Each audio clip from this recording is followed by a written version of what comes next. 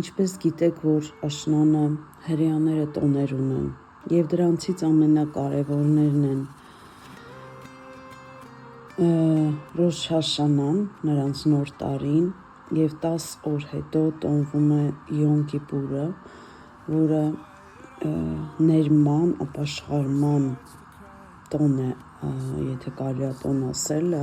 նրանք ավելի մոտենում են Տիրոջը այդ օրերին։ Եվ Ռոշ Հաշանայից մինչև Յոմ Կիպուր ընկած հատվածը և նաև այդ օրերը կարդացվում է Սաղմոս 27-ը, օրեր կա, որ մի քանի անգամ են կարդում, հենց Յոմ Կիպուրի վերջի օրը 3 անգամ կարդում են Սաղմոս 27-ը։ Դավիթը պատերազմում էլ վստահում է Աստծու վրա։ Տերն է իմ լույսը և իմ փրկությունը, ես ումից պիտի վախենամ, Տերն է իմ կյանքի զորությունը, ես ումից պիտի սարսափեմ, չարերն ինձ վրա են գալիս, որ իմ մարմինը ուտեն, իմ նեղացնողներն ու թշնամիները սահում են և վայր ընկնում։ Թեև զորաբանակ էլ ինձ դեմ բանակ տա, իմ սիրտը չի վախենա, թեև պատերազմ էլ վեր կենա ինձ դեմ, ես դարձյալ կհուսամ։ Մեկ բան եմ խնդրում Տիրոջից և այն կփափագեմ, որ Տիրոջ տանը բնակվեմ իմ կյանքի բոլոր օրերը, որ Տիրոջը գեղեցիկ փառքը տեսնեմ և նրա տաճարը զննելով մտիկ տամ։ Որովհետև չար օրերումը նա ծածկում է ինձ իր խորանի մեջ, նա թաքցնում է ինձ իր խորունկ ծածուկ տեղերում և բարձրացնում է ինձ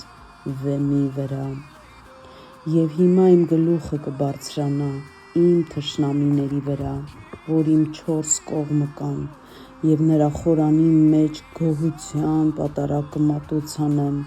կերքեմ և սաղմոս կասեմ Տիրոջը, լսիր Տեր իմ ձայնը, երբ որ կանչեմ, և ողորմիր ինձ և պատասխանիր ինձ։ Իմ սիրտն ասում է քեզ, քո խոսքը, թե խնդրեցեք իմ երեսը, ահա Տեր, ես խնդրում եմ քո երեսը, մի ծածկիր ինձանից քո երեսը, մի մերժիր ծառայիդ քո բարկությունովը, դու ես իմ օգնությունը, մի հեռացիր ինձանից և մի թողիր ինձ, ով իմ փրկության Աստված։ Թեև հայրս ու մայրս թողնեն ինձ, բայց Տերն ընդունում է ինձ։ Սովորեցրու ինձ Տեր քո ճանապարհը և առաջնորդիր ինձ ուղիղ ճանապարհ իմ թշնամիների պատճառով։ Մի մատնիր ինձ իմ նեղացնողների կամքին, որովհետև սուտ վկաներ են կանգնում ինձ դեմ, որ անօրենություն են փչում, իսկ թե որ ես հաստատ չհավատայի, թե Տիրոջ բարությունը կտեսնեմ կենդանյաց երկրումը, սպասիր Տիրոջը, թող սիրտդ պինդ և զորավոր լինի և սպասիր Տիրոջը։ Ամեն։ Իրականում սքանչելի Սաղմոս, որ ինձ թվում է ամեն հրեա անգիրը Սաղմոսը գիտի, այնքան կարդացել են իրենք արդեն, և խորհուրդ կտամ, որ Սաղմոս 27-ը նույնպես մենք էլ շատ կարդանք, որովհետև սա Դավթի խորքերից, հոգու խորքերից, էմոցիաներից ծնված Աստծու հետ միասին գրված Սաղմոս է և շատ զորավոր համարներ կան մեջը և բարձրացնում է վստահությունն առ Աստված և զորացնում է քո թշնամիների վրա քեզ։